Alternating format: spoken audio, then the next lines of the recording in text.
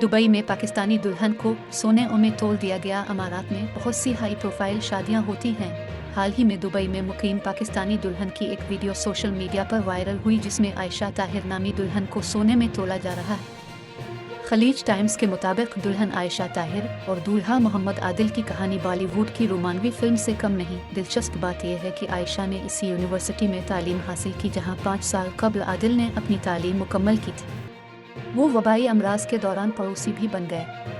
ऐसा लगता था जैसे दोनों का मलना और शादी करना मुकद्दर में लिखा था। आदिल और आयशा की शादी से 6 माह कबल दुनिया के सबसे ऊंचे टावर बुर्ज खलीफा में मंगनी हुई थी।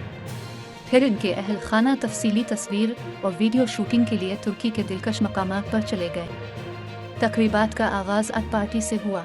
इसके बाद बॉलीवुड नाइट, निकाह की तकरीब, मेहंदी, बारात और वलीमा हुआ। शादी की तकरीबात 10 दिनों पर मुहित थी।